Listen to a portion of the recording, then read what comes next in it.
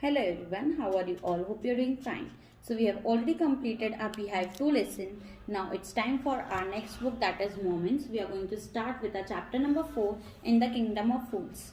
So before starting the lesson, let me remind you to keep a dictionary along with you. So if you find any difficult word, you can find it out from the dictionary and write it down in your book, and later you can copy it down in your class book copy. So, what is a kingdom? Kingdom, we all know it is a small portion where, not a small portion, it can be big or small or whatever, where a king rules. So, it is a kingdom where all the idiot, all the stupid, or all the foolish people stay. So, we are going to start with the lesson, that is in the kingdom of fools. Chapter number 4 in the Kingdom of Fools. It is believed that fools are so dangerous that only very wise people can manage them. Why are the fools in the story? What happened? Who are the fools in the story? What happened to them? In the Kingdom of Fools, both the king and the minister were idiots. They didn't want to run things like other kings, so they decided to change the night into day and day into night. They ordered that everyone should be awake at night, till their fields and run their businesses only after dark, and go to bed as soon as the sun came up. Anyone who disobeyed would be punished with death. The people did as they were told for the fear of death. The king, one of the ministers, were delighted at the success of their project. One day a guru and his disciple arrived in the city. It was a beautiful city. It was broad daylight, but there was no one about. Everyone was asleep, not a mouse stirring. Even the cattle had been taught to sleep by day. The two strangers, so when they went to the shop, and they were very much surprised, and they were very much happy also, because everything they buy was a single dudu, means a single pesa or rupee, you can say. Everything, if you buy gold or if you buy a banana, both were in the same money. The both of their money was same. It was single rupee, one dudu, because everything price is separated. If you go to buy gold is very costly. It can't be of 1 rupee. And if you go and buy banana, it can be of 40 rupees. It can't be, it have to be low in price. So they were very much amazed and they were very much happy, because everything they were getting was in a single rupee. When they had cooked and eaten, the Guru realized that this was a kingdom of fools and it wouldn't be a good idea for them to stay there. There is no place for us, let's go, he said to his disciples. But the disciple didn't want to leave the place. Everything was cheap here. All he wanted was good, cheap food, the Guru said. They all are fools. This won't last very long. You can't tell what they will do to you next. But the disciple wouldn't listen to the Guru's wisdom. He wanted to stay. The Guru finally gave up and said, do what you want. I'm going, and left. The disciple stayed on, ate his fill every day, bananas and ghee and rice and wheat, and grew fat like a street side sacred bull. One bright day, a thief broke into a rich merchant's house. He had made a hole in the wall and sneaked in. As he was carrying out his loot, the wall of the old house collapsed on his head and killed him on the spot. His brother ran to the king and complained, Your Highness, when my brother was pursuing his ancient trade, a wall fell on him and killed him. This merchant is to be blamed. He should have built a good, strong wall. You must punish the wrongdoer and compensate the family for this justice. The king said, Justice will be done. Don't worry, and at once summoned the owner of the house. So disciples were very much happy that everything is so cheap, we won't leave this place. But Guru said that this is the kingdom of fool. We can't stay over here for long. We don't know what they will do to us the other day. So the disciples were not ready to go or leave the kingdom, because everything was so cheap. So Guru said that do what you want, I'm leaving. So Guru left the kingdom and the disciples stayed over there. So one day what happened, in a rich merchant's place as house, one thief broke. So he did a hole in the wall. As the house was quite old, the wall fell on his head and he died over there. So what happened? The thief's brother went to the king and asked that, Your Highness, my brother has been killed because the merchant's wall fell on his head. So king thought that yes, you are right, because the merchant should build a strong wall so that it won't collapse. So the merchant has to pay to the thief's family, which was totally wrong, and the decision of the king was totally wrong. When the merchant arrived, the king questioned him, What is your name? Such and such, your highness. Where do your home at? When the dead man burgled your house. Yes, my lord, he broke in and the wall was weak. It fell on him. The accused pleads guilty. Your wall killed this man's brother. You have murdered a man. We have to punish you, Lord, said the helpless merchant. I didn't put the wall. It's literally the fault of the man who built the wall. He didn't build it right. You should punish him. Who is that? My lord, this wall was built in my father's time. I know the man. He is an old man now. He lives nearby. The king sent them out messengers to bring in the bricklayer who had built the wall. They brought him tied hand and foot. You there? Did you build this man's wall in his father's time? Yes, my lord, I did. What kind of wall is that you built? It has fallen on a poor man and killed him. You have murdered him. We have to put you by death. Before the king could order the execution, the poor bricklayer pleaded, Please listen to me before you give your orders. It's true I built this wall and it was no good, but that was because my mind was not on it. I remember very well a dancing girl who was going up and down the street all day with an anklet jingling, and I couldn't keep my eyes or my mind on the wall I was building. You must get that dancing girl. I know where she lives. So what happened? The merchant has been called in the court, and the king said that because of you a thief is killed, because your wall was not strong and it collapsed on the head of the thief and he died on the spot. Because of you a man is killed. You are the murderer, so I have to be punished. You have to be punished. So the merchant says that no, it's not my fault, the bricklayer's fault, because he has built my house and it was built during my father's time. So it is his fault because he has not made it very much strong. So he said that I know that bricklayer, kindly call him, punish him, because it was his fault. So king orders his soldiers to get the bricklayer who has built the merchant's wall. So the soldiers go and tied him hand and feet and everything and bring him. And that bricklayer was old now, because the house was during the merchant's father time.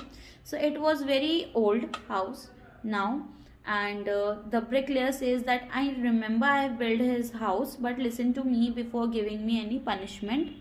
That I have built the house, but I was not able to concentrate while building that wall, because a dancing girl was there on the street and it was dancing so nicely that I can't put my mind and my concentration on building the wall. So the wall was not correct and it collapsed and it killed the thief. So you should catch hold of the dancing girl. Because of her I was not able to concentrate on building the wall. The dancing girl, now an old woman, came trembling to the court. Did you walk up and down the street many years ago while this poor man was building a wall? Did you see him? Yes, my lord, I remember it very well. So did you walk up and down with your anklets jingle? You were young and you distracted him, so he built a bad wall. It has fallen on the poor burglar and killed him. You have killed an innocent man. You will have to be punished. She thought for a minute and said, My lord, wait. I know now why I was walking up and down the street. I had given some gold to the goldsmith to make some jewelry for me. He was a lazy scoundrel. He made me so many excuses, said he would give it now and he would give it them. Then so on all day. He made me walk up and down on his house a dozen times. That was when the bricklayer saw me. It's not my fault, my lord. It's the damned goldsmith's fault. Poor thing, she is absolutely right, thought the king, weighing the evidence. We have got the real culprit at last. Get the goldsmith wherever he is hiding at once. The king's bailiff searches for the goldsmith who was hiding at once. The king's bailiffs searched for the goldsmith who was hiding in a corner of his shop. When he heard that accusation against him, he had his own story to tell. My lord, he said, I am a poor goldsmith. It's true, I made this dancer come many times to my door. I gave her excuses because I couldn't finish making her jewelry before I finished the rich merchant's order. They had a wedding coming and they wouldn't wait. You know how important rich men are. Who is this rich merchant, who kept you from finishing this poor woman's jewelry, made her walk up and down, which distracted this bricklayer, which made a mess on his wall, which has now fallen on an innocent man and killed him? Can you name him? The goldsmith named the merchant, and he had none other than the original owner of the house whose wall has fallen. Now justice has come full circle, thought the king, back to the merchant when he was rudely summoned back to the court. He arrived crying, It wasn't me, but my father who ordered the jewelry. He is dead. I am innocent. So when the dancer came, she was trembling, means she was shaking, she was shivering from the fear. She says that I know I was walking up and down and I distracted that bricklayer, but it is not my fault. I have given my gold to goldsmith to make some jewelries for me, but he give excuses all the time when I go to his shop. So I was walking up and down, and because of my anklet voice, the bricklayer got distracted. So it is not my fault, it is the goldsmith's fault. So the goldsmith came in the court and he says that I know it's my fault because this dancer came here and she has given me gold and I have to make jewelries for her, and every time she come I make excuses because I have to finish the rich merchant's order, and because there was a wedding in their family, and you know that how important rich people are, because they give me lot of money to make jewelries. So the king thought that yes, it is not the goldsmith fault, but it is the rich merchant fault. So it was the rich merchant was none other than the merchant whose wall fallen down on the head of thief. So king thought that yes, the justice has come in a full circle and it is the fault of the rich merchant. So rich merchant says that it was not me but my father who has given the order for the jewelry. He is dead and I am innocent. But the king consulted his minister and ruled decisively, It's true, your father is the true murderer. He is dead, but somebody must be punished in his place. You have inherited everything from that criminal father of yours, the riches as well as his sins. Sins means pap. I knew at once, even when I first set eyes on that you were at the root of this horrible crime. You must die. As he ordered a new stake to be made ready for the excursion. As the servant sharpened the stake and got it ready for the final impaling of the criminal, it occurred to the minister that the rich merchant was somehow too thin to be properly executed on the stake. He appealed to the king's common sense, the king too worried about it. What shall we do? He said, when suddenly it struck him that they needed to do was to find a man fat enough to fit the stake. The servants were immediately sent all over the town looking for a man who would fit the stake. And their eyes fell on the disciple who had fattened himself for months on bananas, rice and wheat and ghee.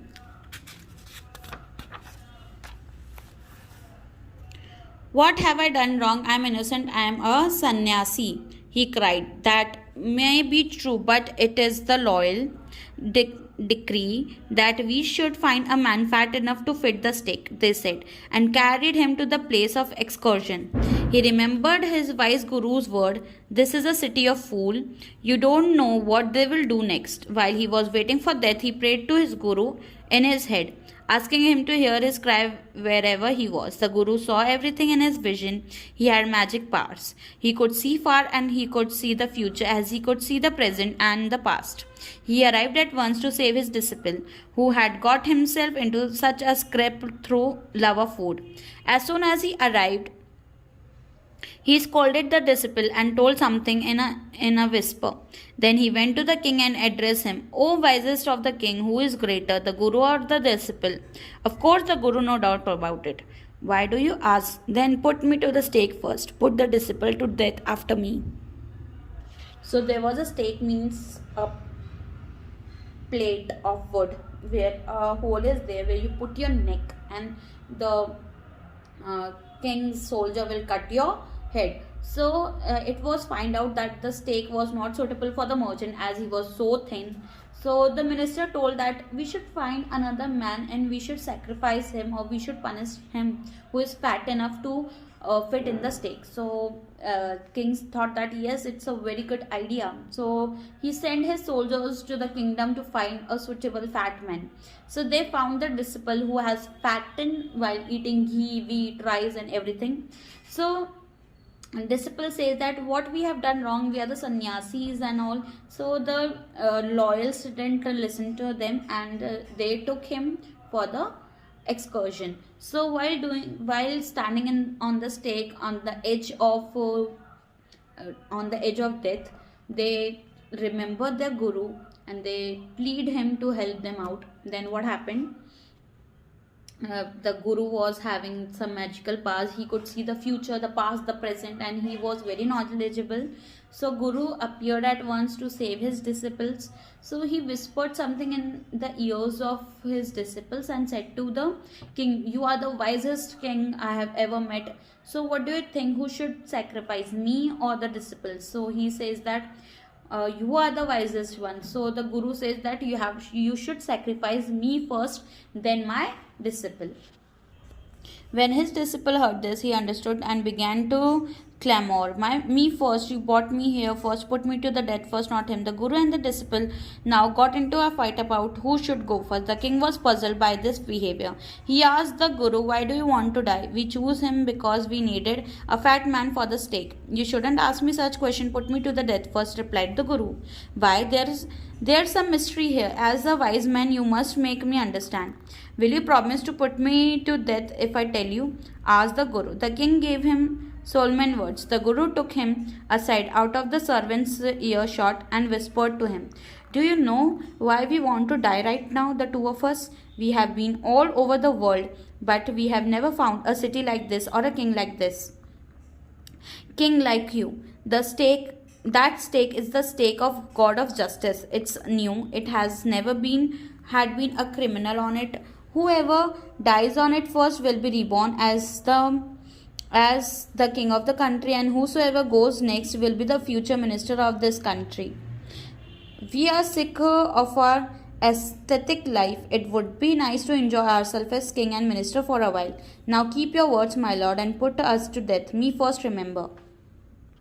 So king says that you are so wise, guru, why you want to die before your disciples? So he says that if I tell you, you have to promise me that you will put me first to the death before my disciples. The king says that yes, okay. Then guru took king aside and whispered in his ears that it is said that your stake haven't been used before, and whoever first will be the first one to be escorted in the stake will be reborn as the king, as the owner of this kingdom, and your kingdom is so good, so fortunate, full of worth. So this was his idea, guru's idea. So whoever will die first will be the owner of the kingdom, this kingdom, in his new birth. The king was thrown into deep thought. He didn't want to lose the kingdom to someone else in the next round of life. He needed time, so he ordered the excursion postponed to the next day and talked in the secret with his minister. It's not right for us to give over the kingdom to other in the next life. Let's go on the stake ourselves and we will be reborn as king and minister again. Holy man, do not tell lies, he said, and the minister agreed. So he told the executioners, we will send the criminals tonight. When the first man comes to you, put him to the death first. Then do the same to the second man. Those are my orders. Don't make any mistake. That night the king and his minister went secretly to the prison. Released the guru and his disciple, disguised themselves as the two, and as arranged beforehand, with loyal servants, were taken to the stake and promptly executed. When the bodies were taken down to be thrown to crows and vultures, the people panicked. They saw before the dead bodies of the king and the minister.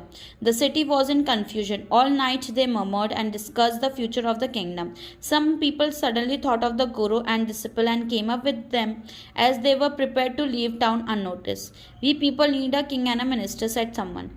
Others agreed. They begged the guru and the disciples to be their king and minister. It didn't take many arguments to persuade the disciple, but it took longer to persuade the guru. They finally agreed to rule the kingdom of the foolish and the silly minister on the condition that they would change all the old laws. From then on, night would be again night and day would be again day, and you could not get for a dudu. It became like other place.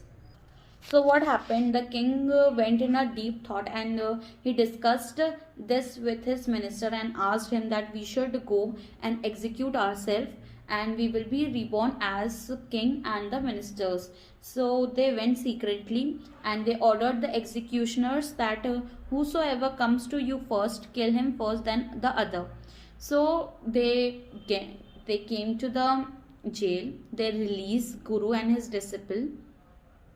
They disguised themselves as guru and disciple and went to the executioners, and they were executed. They were killed by the executioners. Then they were thrown in front of the cows and the vultures, and the king and the minister died because of their foolishness, and guru and his disciple was released. Then what happened? The